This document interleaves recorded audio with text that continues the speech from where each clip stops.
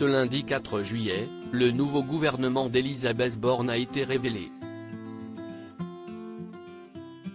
Ainsi, les Français ont découvert que Laurence Bonneau remplace désormais Clément Beaune au ministère des Affaires européennes. L'occasion d'en savoir un peu plus sur la vie privée de cette femme politique fraîchement nommée. Son époux, qui se prénomme Xavier Faure, possède le poste de partenaire au sein de l'entreprise Spring Invest.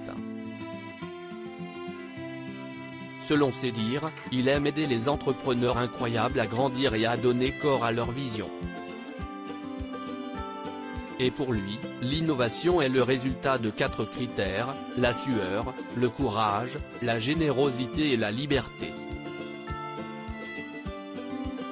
Très engagé dans l'innovation, Xavier Faure est très actif sur son compte Twitter et n'hésite pas parfois à partager des prises de parole des membres du gouvernement Macron. Un soutien de taille donc pour son épouse, Laurence Bonneau, qui va devoir faire ses preuves au sein de ce nouveau gouvernement.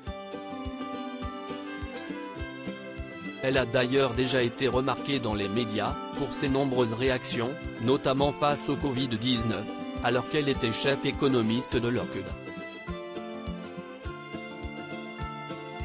Elle avait notamment expliqué la différence entre les pays comme les États-Unis ou la Grande-Bretagne, CIST, que ces pays vaccinent beaucoup.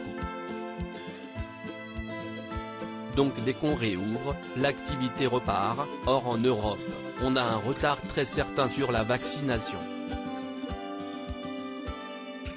La question est de savoir quel est le monde qu'on veut construire après, et quelle croissance ? Laurence Bonneau, très impliquée pendant le Covid, largement écoutée lors de la crise du Covid, Laurence Bonneau avait tenté de calmer les inquiétudes. Je reconnais que CIST angoissant, mais notre objectif CIST, d'éviter que les choses soient pires. On fait ça pour dire voilà quelles sont les options, pour essayer d'avancer mieux. Les secteurs les plus touchés sont ceux où la distanciation physique est la moins facile. CIST dans ces publics qu'on trouve le plus grand nombre de jeunes. De précaires. Il y a un dialogue social en Allemagne qui marche très bien.